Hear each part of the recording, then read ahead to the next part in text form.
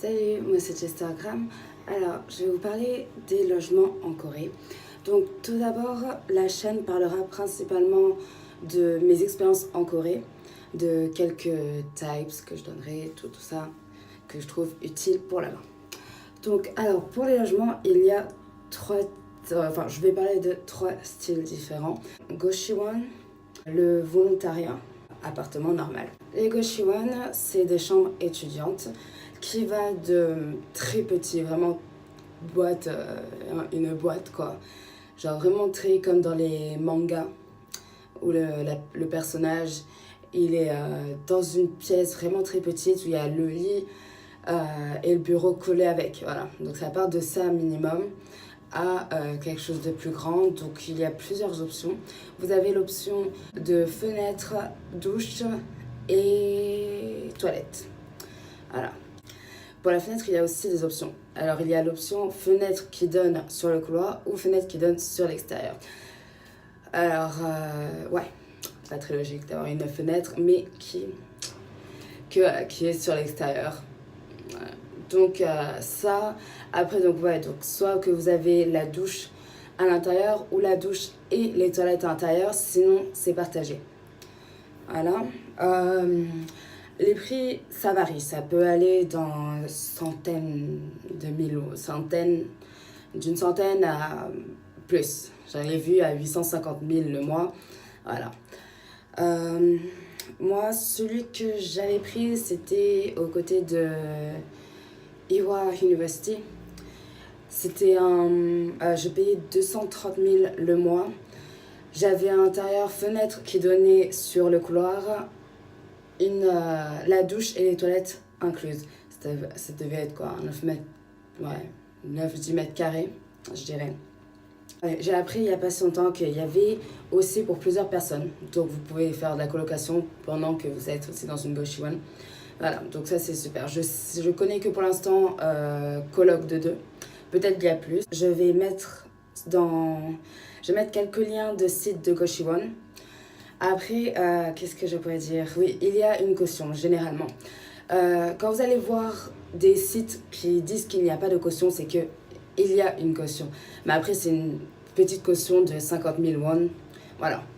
Bien sûr, vous pouvez récupérer à la fin. Je sais que tout dépend de l'état de la chambre. Tout dépend de comment vous rendez la chambre. Si la chambre, il trouve qu'il n'y a pas de souci, vous récupérez votre caution. Sinon, vous ne la récupérez pas. Voilà. Bon, après, je ne sais pas si tout c'est comme ça, mais voilà. Donc, le volontariat, c'est-à-dire vous travaillez pour une guest house. Vous travaillez dans une guest house pendant une durée minimum. Alors, de ce que moi j'ai pu regarder, c'est qu'ils cherchent généralement quelqu'un qui reste d'un minimum de 3 mois. Voilà. Après, peut-être qu'il y en a qui cherchent pour moins de durée ou plus. Voilà. Faut bien se renseigner. Donc, alors, de ce que vous allez faire comme travail, c'est simple. Le nettoyage. Nettoyer. Il y en a qui disent aussi de s'occuper de la réception. Donc, d'accueillir des nouveaux clients. Tout ce qui est du marketing sur Internet, tout ça. Voilà. C'est pendant quelques heures dans la journée, vous avez 2 jours de repos. Vous êtes logé. Ils donnent aussi la nourriture. Voilà. Bon, après, c'est nourriture basique, hein, comme dans une goshi. Riz, œufs, ce genre de délire, quoi. Voilà. C'est super, ça, c'est vraiment super pour dépanner, le temps de mettre un peu de côté. Après, le problème, c'est que en trouvant un petit travail part-time, faut aller avec les horaires qui vont avec, voilà, parce que par exemple, je sais pas, vous passez la matinée à faire du volontariat, ben, l'après-midi, vous travaillerez, ce genre de choses. Et, donc voilà. Donc ça, c'est vraiment super aidant pour un début. Vous pouvez économiser vous pouvez économiser sans trop vous prendre la tête. Je devrais peut-être allumer la lumière, moi. Donc pour pouvoir faire du volontariat, vous allez devoir passer une interview. Donc pour le coup, vaut mieux que vous contactiez d'abord la guest house un petit peu avant pour voir si c'est possible que vous fassiez l'interview via le téléphone, voilà, via vidéo call. Au moins comme ça, dès que vous arrivez, vous prenez place dans la guest house, ou au pire des cas, prenez quelques nuits quelque part pour voir si c'est bon ou pas. Voilà. Après, quoi dire d'autre dessus? Franchement, pas grand chose. Voilà, pas grand chose à dire. Je vous mettrai quelques liens pour trouver les guest house qui font ça, quelques-unes que je connais, que j'ai pu postuler mais que je n'ai jamais travaillé pour eux. Voilà, donc je mettrai tout ça en bas. Et aussi, petite précision, qu'il y en a qui payent aussi. Généralement, c'est des petites payes, genre 200 000, mais voilà. C'est assez cool d'être nourri, logé et en même temps d'avoir un petit quelque chose avec ça. Les appartements. Alors c'est simple, pour les appartements, il y a 2 systèmes, le Chance et le Walse. Alors le Walse, c'est celui qu'on connaît, c'est-à-dire par mois, sauf que vous déposez une caution. Donc plus votre caution sera élevée, les cautions, on va dire qu'elles commencent vers les, pour être bien tranquille, vers les 2 millions, 3 millions. 2-3 millions à 5 millions. 5 millions, avec ça, vous êtes vraiment posé, vous avez, voilà, vous êtes posé. C'est vraiment un investissement de se prendre même un petit studio en Corée, quoi, vraiment. Le mieux, c'est la colocation. Voilà, le mieux, c'est la colocation niveau budget. Voilà, si vous n'avez pas un grand budget que vous pouvez mettre, je sais pas moi, 1 million de dépôt, voilà. Vous pouvez même trouver moins, mais après, c'est Chance qui est... vous payez un an de loyer d'un coup, je crois, oui, 1 ou 2 ans de loyer d'un coup. Généralement, c'est genre dans les... Ce que je revois le plus, c'est dans les 40 000 euros.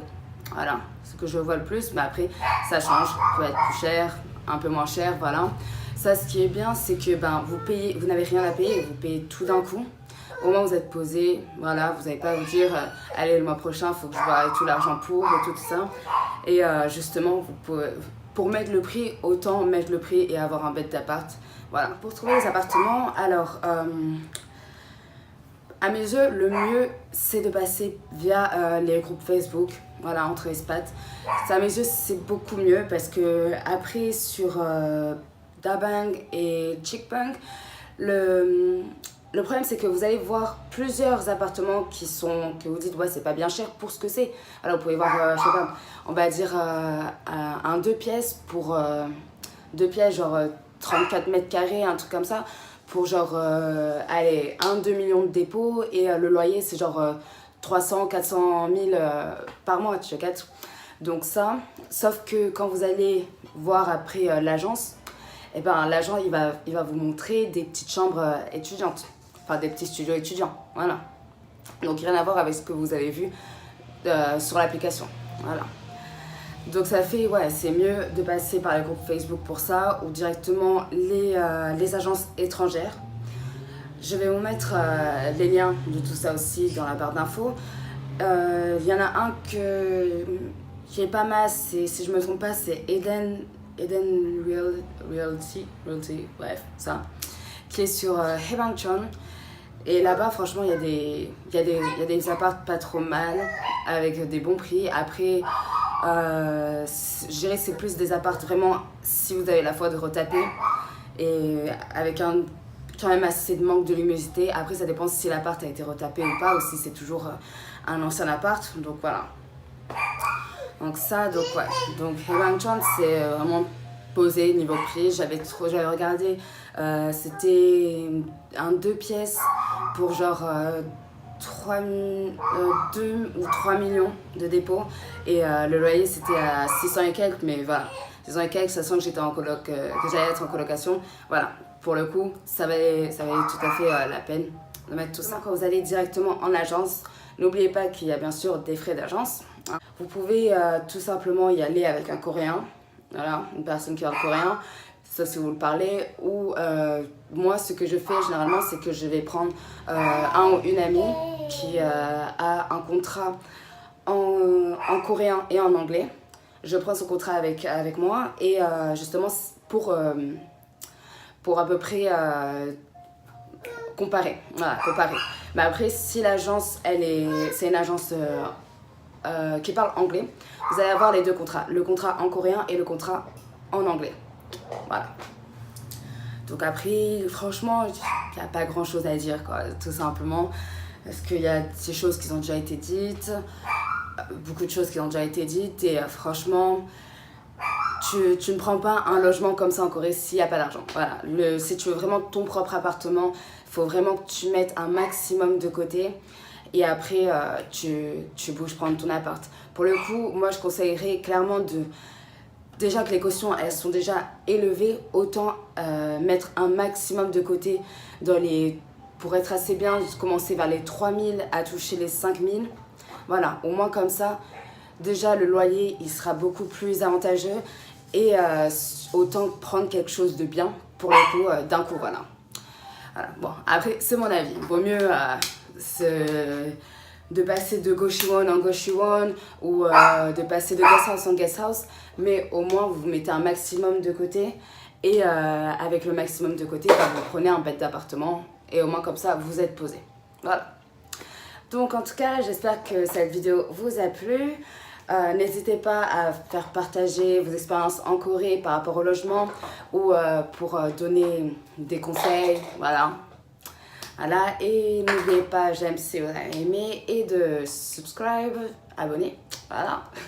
Donc, je vais essayer de poster une autre vidéo assez rapidement, juste à savoir de quoi je vais parler. Et voilà. Merci beaucoup d'avoir regardé. Bisous.